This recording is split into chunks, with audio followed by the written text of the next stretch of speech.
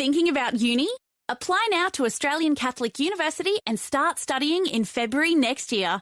Join a supportive environment that helps you achieve your goals. By studying at ACU, they'll give you the skills for an impactful career through practical experience, small classes, and an excellent education. Study at a university that is top 3 in Australia for undergraduate employment and first for employer satisfaction. Learn more and apply now at yourfuture.acu.edu.au. We acknowledge the traditional owners of the land on which this podcast is recorded. We pay our respects to their elders, past and present, and to Aboriginal elders emerging. The following podcast contains content of a graphic, violent nature and is not suitable for children. Scott was standing beside the backhoe and he called me over and I could see the look on his face that, there was something of significance. And then when I went over and saw the ground that had been dug up, I'd seen enough bodies buried to realise that it was a human skeleton.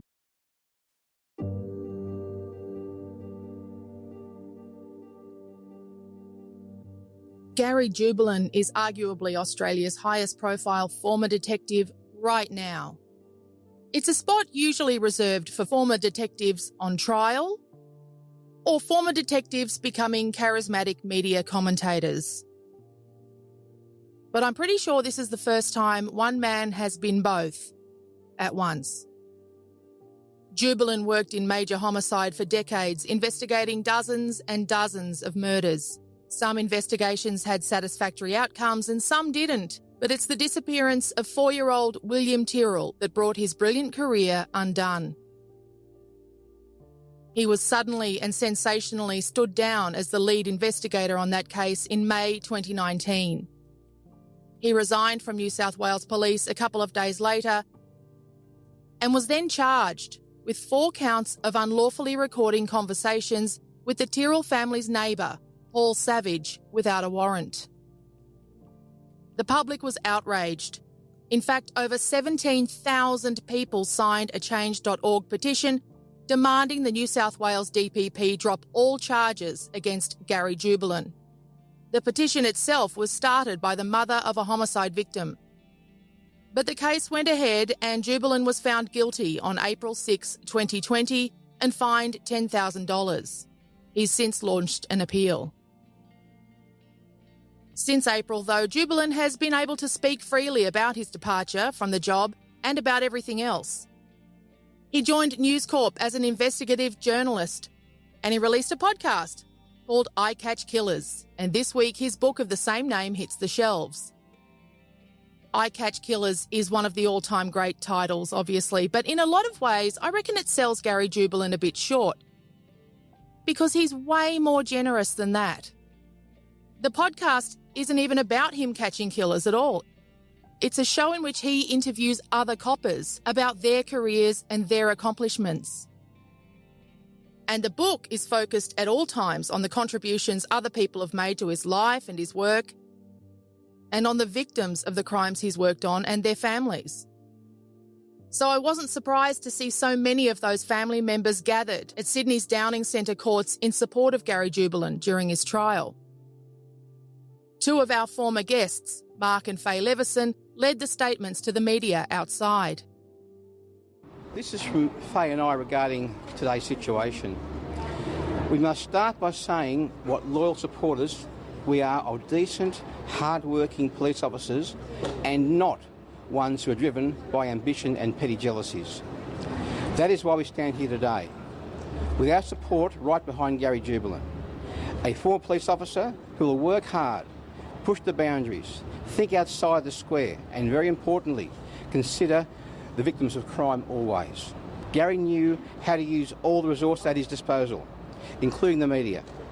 We feel that his success and high profile have embarrassed and upset a number of over-ambitious superiors who placed their own careers before the task they were sworn to do. Gary is not just a huge loss to the New South Wales Police Force, but far more importantly, to the victims with whom he interacts and also the people of New South Wales. All of you in front of us now have massively more knowledge on police investigations and court matters than we do. We have got a question for you all. Do any of you here know if the current head of homicide and Gary's former boss has ever been involved in an active murder investigation? I've gone to Google and can find nothing. Mark and Faye Leveson joined us in episode 76 of Australian True Crime, called The Unsatisfactory Case of Matthew Leveson. Matthew was their 20-year-old son who disappeared in 2007 after leaving a Sydney nightclub. At 3:20am, Matthew texted a friend about an argument he was having with his live-in partner, Michael Atkins, who was 45 years old at the time. Approximately 9 hours later, CCTV cameras captured Michael Atkins at Bunnings, buying a mattock and duct tape. This is Australian True Crime with Meshel, Laurie and Emily Webb. Come with us as we go beyond the news cycle to find out how people become killers, how people become victims, and what happens next. We'll check in with Mark and Faye Leveson a bit later in the show, but first we hear from Gary Jubelin, who entered their lives 6 years after their son Matthew vanished, 4 years after his former boyfriend Michael Atkins had been acquitted of his murder. But at that stage, Mark and Faye still had no idea where their son's remains were, and they were very frustrated with New South Wales Police. I know they wanted Gary on their case, but I wondered when Gary first became aware of them. I think I first became aware of it, and I've been in homicide that long. Like when I say become aware of it, I'm familiar with a lot of cases that I haven't worked on that other people were working on. I had a vague recollection about that particular case when it occurred, but I think around 2013, after Michael Atkins was acquitted of the murder of Matthew Leveson, Mark and Faye came into the homicide office to meet with the commander, and I was invited into the meeting on the basis that I was familiar with the double jeopardy legislation because of my work on the Barraville investigation, and they wanted the investigation to be re-looked at. Now, in New South Wales, if someone had been acquitted of murder, up until the legislation was changed, there was nothing you could do. It was they literally got away with murder. But when the double jeopardy legislation came in, if there was fresh and compelling evidence available, that created the opportunity that an investigation could be looked at again. So Mark and Faye, the first time I met Mark and Faye was in the conference room at the homicide office, where they came in and sat down with Mick Willing. I think there was another inspector from Unsolved Homicide, and looking at the possibility of reinvestigating Matt's disappearance. I wasn't involved in it. I was privy to the meeting because of my expertise in the double jeopardy legislation and offered some input there. Then I took some time off from the police. I lived over in Western Australia for 12 months and just took some long service leave and whatnot.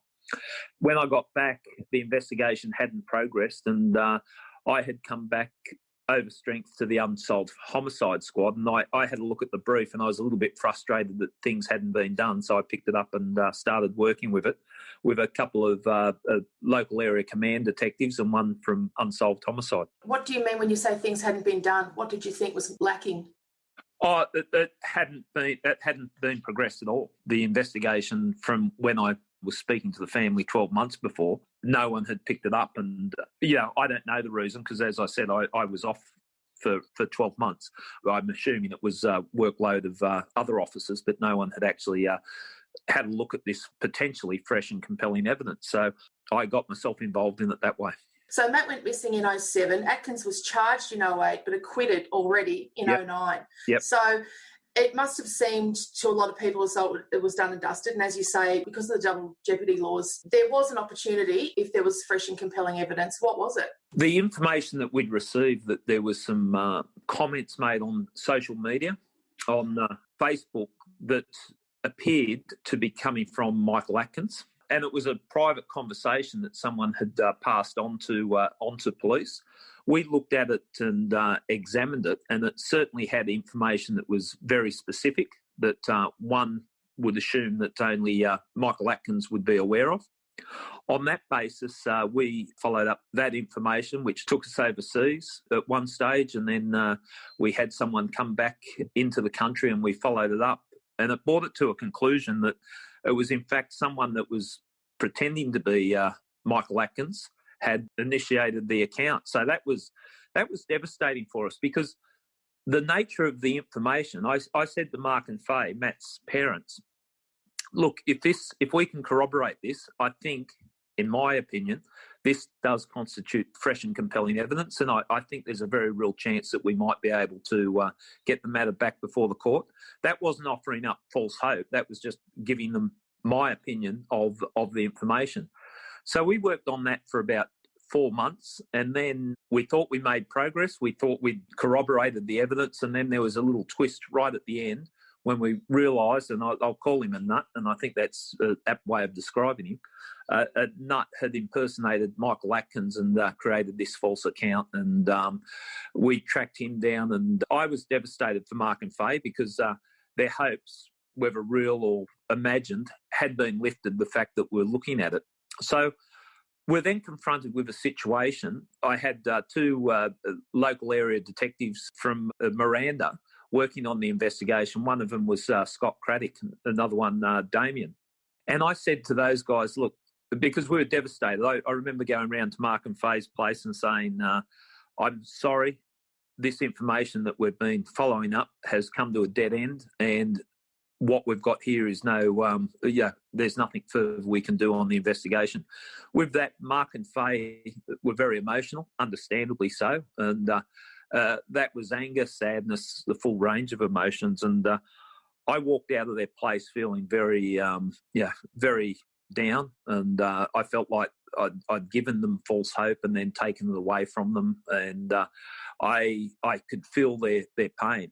And so I had a lot of things going on at work at the time, and I said to Scott Craddock, a great detective who eventually came and worked in homicide with me, I said, look, I can stir things up and we can see if we can progress this, but I haven't got the energy to battle this on my own. He wasn't at homicide at the time. I said, can you give me a commitment, because I'll be doing this in addition to other investigations that we were working on, and he was 100% behind that. So on the back of that, I went and spoke to Mark and Faye and said, look, I don't know if this will progress it, but I have an idea here. What if we refer it to the coroner? And in the fact that the role of the coroner is determine the manner and cause of death. At this stage, you've put your faith in the criminal court, being the murder trial, and a person was acquitted, so you don't know what happened to Matt. They then they sent a letter to the coroner. I met with the coroner. I believe it was the state coroner at the time was Michael Barnes. And I put the proposal to him, could we hold an inquest? And he said, look, it's unusual. And I said, well, the families have put their faith in the justice system and they still don't know what's happened to their son. Surely it's appropriate that it goes to inquest. What was unusual about it? It's unusual when someone's been acquitted of murder, that's the end of the investigation. What we were saying, or what the family, and I'm articulating the family's view on this, was the fact that they still have not got answers for what happened to their son.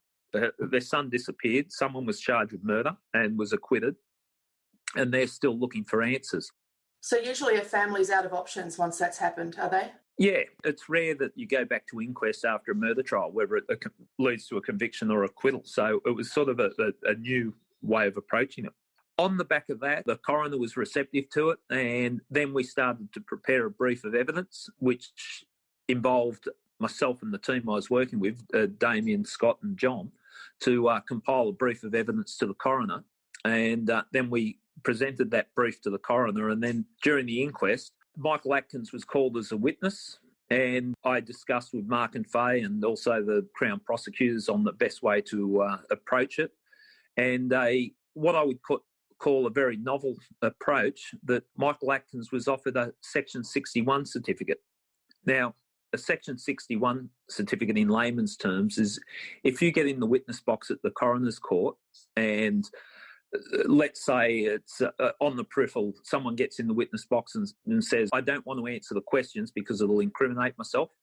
The Section 61 certificate gives a protection for that person that anything they say that is related to a criminal matter can't be used against them, if you understand what I mean. So, yeah. Indemnity. So, Yeah. in fact, this was the first time that he had ever testified in this matter, wasn't it? So this is 2016, I believe. So this is 9 years after Matt had been missing. Yeah. So 2016. So Michael Atkins, and he had legal representation, and he was going to, in the witness box, anticipated that he would say he's not going to answer any questions, which is his right. Yeah, there is a right there. It's not a criticism of him or his legal team by any imagination. Is that he's not prepared to answer the questions on the grounds that it may incriminate him. And on the back of that, we've had in discussions with the prosecutor and discussions with Mark and Faye Leveson and Matt's brothers on the possibility of offering Michael Atkins a Section 61 certificate.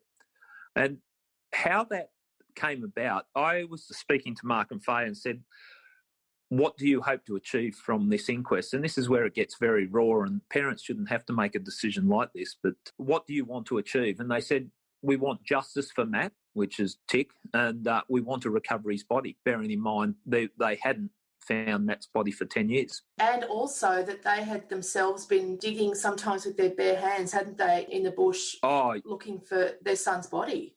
Yeah, now, look, that takes us on a different part, but I think it's probably appropriate at this point in time that to understand the pain and suffering that not just Mark and Faye go through, but anyone that loses a loved one, they would go to the national park down south of Sydney and just take a mattock and a shovel and search for Matt's remains. And, I can't even fathom to think of the pain they must be going through on that. So, obviously, a loved one, they wanted to bring Matt home. So putting to them, they said two things. They wanted justice, and that means the person responsible for Matt's death put before the courts. But then they also wanted Matt's body recovered. In further conversations, I said, okay, let's break it down even further. If you could only achieve one, and they've said, we want Matt's body back. And then that's when we started having discussions about the possibility of giving indemnity to Michael Atkins with the view of anything he says in the witness box can't be used against him. And that resulted in Michael Atkins speaking to us, speaking to the police and showing us where he believed Matt's body was buried. Did you yourself take that drive with him?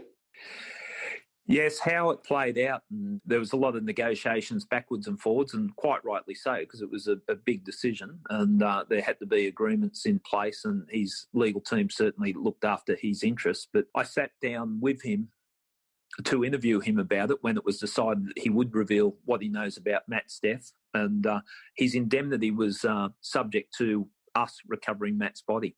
And I think we finished interviewing him about 2:00 in the morning, and then we drove with his legal team, and myself and Scott Craddock, we drove in the police car down to the Royal National Park, and Mr. Atkins identified the area where he believed that he had buried Matt, and it was quite chilling walking around there at 3:00 in the morning, and with someone walking around in the bush trying to remember where he buried someone 10 years before.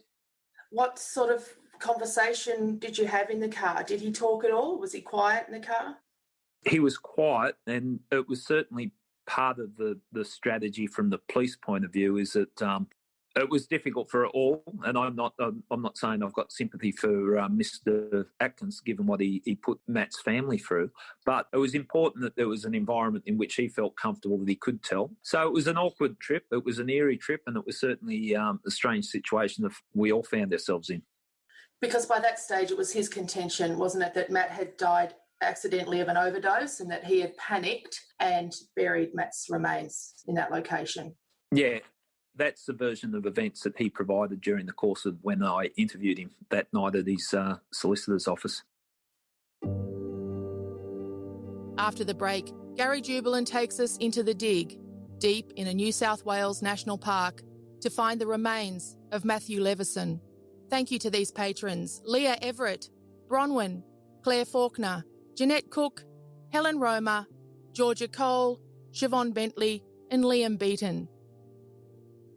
Coming up on Australian True Crime, I have to ask Gary Jubelin my one burning question about the William Tyrrell case, and I'm also going to drop an F-bomb, so you've been warned. But first, Gary takes us back to Sydney's Royal National Park and the search for Matthew Leveson. It was really hard going in that Mark and Faye were down there with us the whole time watching.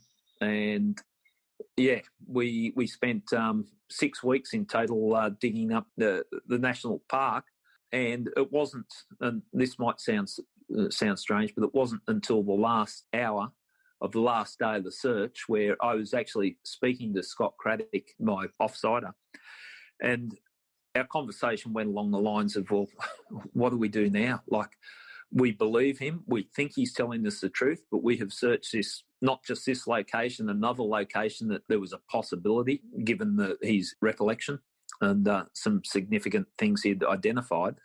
And we dug it up, and then it came down to about the last hour, and that's when Scott was standing beside the backhoe that was digging, and he called me over, and I could see the look on his face that there was something of significance. And then when I went over and saw the ground that had been dug up, I'd seen enough bodies buried to realise that it was a human skeleton. And I looked over at Mark and Faye, and it's still, to this day, it's pretty raw. I looked over to them, and I think they could tell on my face that we had found that. Yeah, that's the way they describe it. They talk about seeing a fern, a large fern, and in fact, Mark saying to Faye, that would look great in our garden.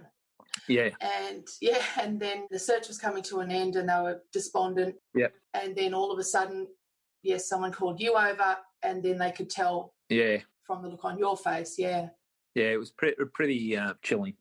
It's amazing. Yeah, well, look, it was spending 6 weeks with the family while you got police combing the ground, digging up and looking for their son's remains. Full credit to Mark and Faye to come through the whole process. But, yeah, it was tough. Yeah, but this is why they speak so highly of you, because you were the game changer. You were the person who, and that's what it takes so often when we're dealing with any kind of huge establishment like the police force. You need that one person to say, I'm going to take responsibility for this. I'm going to take you on board. I'm going to take your case. Yeah. And turn it around. And you were that guy. And you and your team made it happen after 10 years of them feeling sort of left on their own. Yeah. That's look, I'm of the view, and some people might have differing views, but quite frankly, I don't care, because this is my view on the way homicide should be approached. You need to take it personal. You need to get involved. You need to get invested.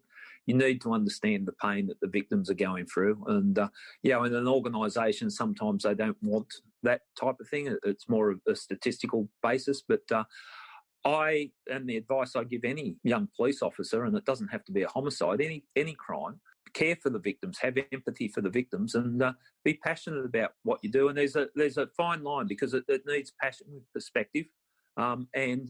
Resources are limited. You can't waste resources or just keep banging your head up against a brick wall. But if there's something that needs to be pursued, what I often say is, how would you like your family to be treated by police? And I think that's a good benchmark on the way the police should approach things, is treat the victims the way that you would expect your family to be treated.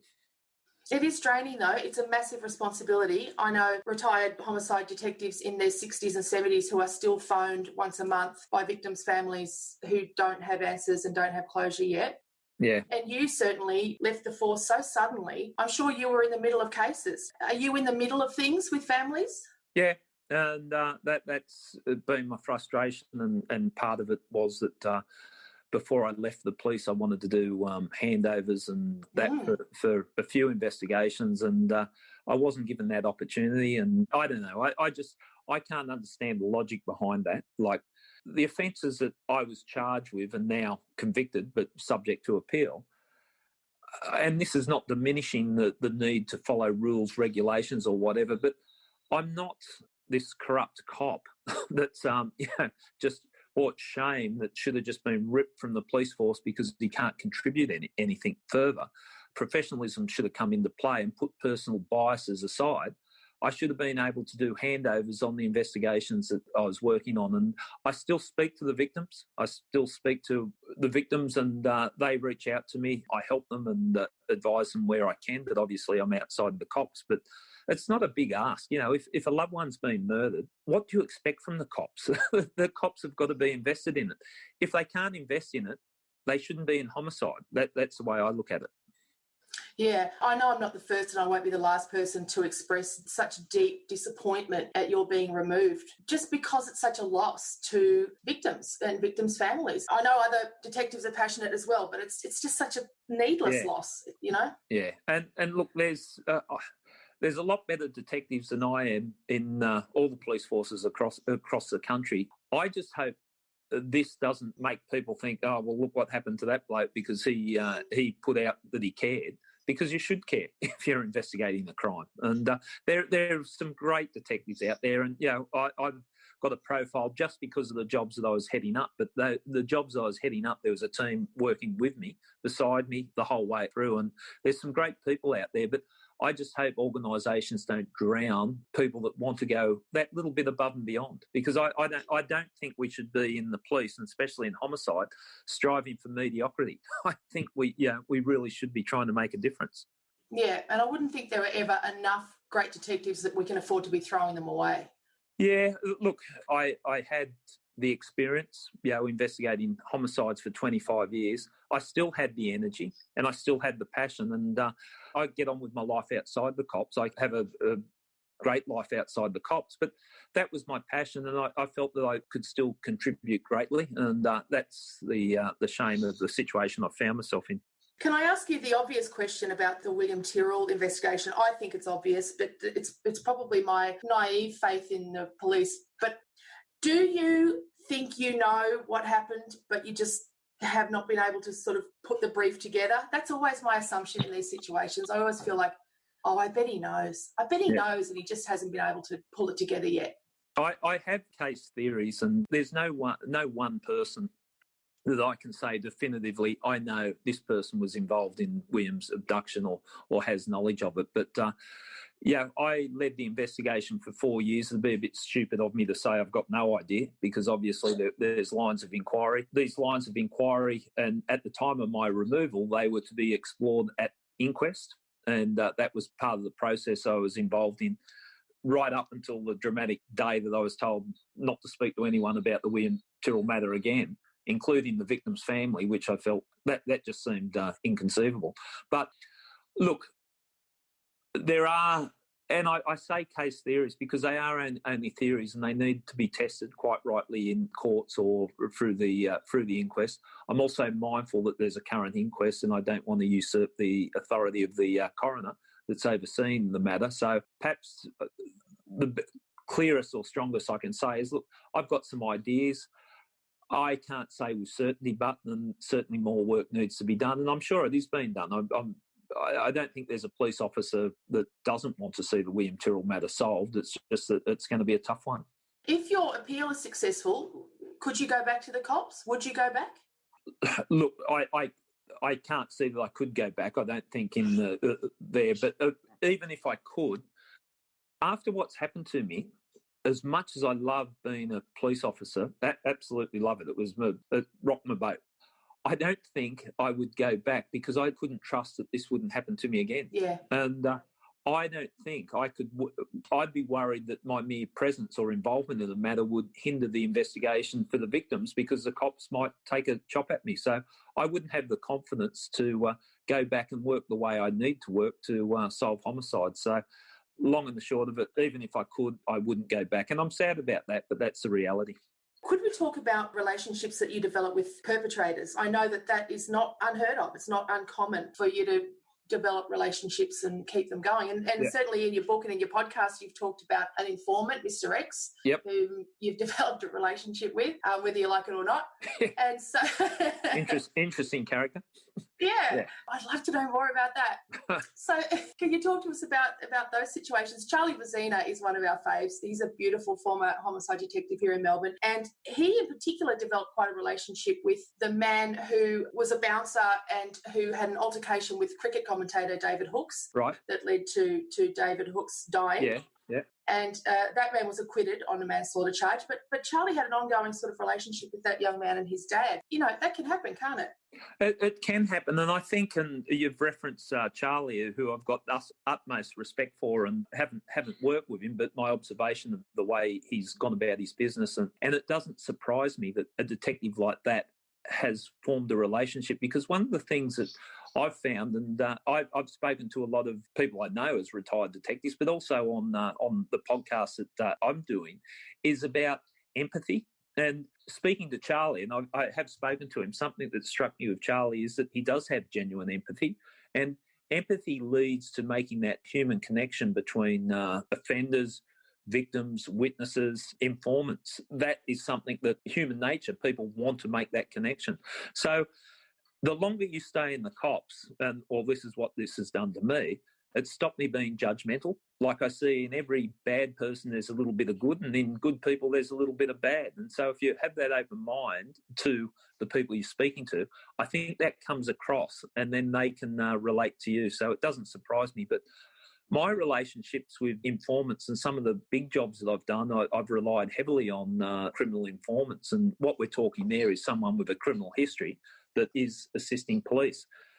Their credibility starts at ground zero as far as I'm concerned. They've got to prove themselves to me, like they're confirmed criminals, and they're providing information. So I look at what's the motive, why are they providing this information, and that could be a lot of different reasons. It might be to get benefits on sentencing on a matter they might have before the court, for monetary gain, and on the rare occasions, just because it's the right thing to do. You've got to look at their motive and then assess their evidence. I get the information from them. When I'm dealing with informants, the exchange of information is one way. They give me information, I don't give them information, because I don't trust them. But if they continue to show that the information they've provided, I give them a little bit more respect, and that you get a relationship formed. But you've also got to be mindful, and you've got to have a strong moral compass when dealing with informants, because some of them can be quite charismatic and entertaining, and they're interesting people, and you've got to make sure that you don't compromise yourself. And I'm comfortable in saying I've never compromised myself dealing with informants, but I've solved a lot of cases because of my relationship with the informants. Yeah, it's funny you say that, because I've spoken a lot about how it is that drug squads so often end up in trouble. and oftentimes that sort of explanation is offered to me about how charismatic the informants are, how much fun they can be, you know, and before you know it, it's sort of things cross lines. And yeah, you're quite right, and that's where you've always got to, even if they're entertaining you with outrageous stories, you've also always got to just think, okay, I'm the police officer, you're the informant, and make sure you keep that relationship clearly defined. Yeah, we're not friends. Yeah. I love your podcast. I love your book, and your work, your media work has an energy that I haven't encountered with former police and their books and stuff. And now thinking about it, I think it's probably just because you're so young, and that's the great tragedy of it. Like, usually retired police are just not of your generation, and you shouldn't be writing this stuff yet, and you shouldn't be reflecting on your career yet. And that's what's so fucked about it, to be honest. Well, that's a very, very good way of describing it. But no, look, I think it is the case. Like, if this didn't happen to me, I would have hung in there until I basically burnt myself out in policing, and they've sort of, policing's been ripped from me, but I've got all this energy and I want to channel it in some areas. So thanks very much for those comments. That's very nice of you to say.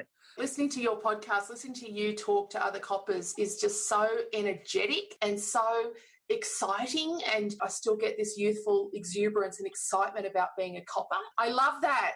And I think, yes, I want to be in the stick-ups. Yeah, well, I look, if anything, I think sitting down and listening to the police reflecting back on their careers, there is tragedy, there's sadness, and people, always give compliments to the job that police do. But there is also the fun side of it. And some people might call it the black comedy, or the way that we look at things. But I look back, and I don't want to be pissed off and just angry at the cops. Like, I love my time in the cops, and I love talking to cops. I love the world of policing, and making those comments to me. I really appreciate it. Thanks very much, because I enjoy your stuff as well, and you seem to extract that side of policing out, understanding what it's all about. Oh, great. Thank you. Well, congratulations. It's good. It's great that you've found this niche for yourself where you can still enjoy the cops in a different way. Yeah. It's been 3 years now since Gary Jubelin's determination paid off for Mark and Faye Leveson, and he led the team that found the remains of their son Matthew in Sydney's Royal National Park. They'd been looking for a decade by then. I caught up with them today to check in and also to ask them about the bond they share with Gary Jubelin. He's stolen a part of our heart. Well, we consider him family now. How long did it take you to develop this relationship with him? Well, when we first met him, when we went in the meeting, and I was excited that Gary was there for the fact of his reputation. And, we sat down with the three of them and talked. And then he was going on a 12-month sabbatical. And for that 12 months, we didn't get much back at all. We emailed and phoned, and there was no real communication there. And when he came back, he rang us and we had another meeting with him, and then things happened with the false lead and he was really approachable, and we just started to think, well, we're going to get somewhere with this. And of course he didn't trust us at first, which is understandable, and that he sort of just told us little bits of pieces what was going on, but he was, he thought that they were on the right trail. He was dogged. He was like a dog with a bone, and he just took off with that from there. But his communication skills, he was always professional as well, but he had the empathy there as well. And you felt that, he said we could contact him anytime, which we tried not to, because, they've got to have their time off too. But, we'd have information, and there was just great communication between us, and he pulled together a really good team who we felt relaxed with, if that's the word. We knew that we were in good hands. It was just a matter of getting that person to open up as to what happened to Maddie. Unfortunately, you were pretty experienced by that stage in dealing with the police, weren't you? I mean, how many years had it been since Maddie had disappeared when you started working with Gary like that? Oh, I think it was in 2013. Yeah. 6 years? 6 years, yeah. 6 years of not knowing, and even when he started, still not knowing. But at least we had the sense that somebody was at last listening to us and going to do something about it. Because we were just knocking on doors, and every time we had information, we go down to Miranda, and they didn't want to know. They fobbed you off. They wouldn't even bother replying half the time. That's what I said to him. I said, you're that guy, whenever you're dealing with a huge institution, and you just get ping-ponged around everywhere, you just need that one person who stops and says, okay, I'm going to take responsibility for you, and I'm going to do what needs to be done for you. And he was that guy, right? He was that guy, yeah, exactly. And, nothing was ever a problem to him. He was down at the site with us most of the time. He was doing whatever, getting his hands dirty. He wasn't just sitting back on his laurels, even though he had Scott in charge, and Scott did a fantastic job, and the others, Damien and John. And, they all worked well together, and it just, you needed somebody like Gary as well to, I don't know, because of his reputation, his experience, he pulled together a good team, and it just made things a whole lot easier for us and the family.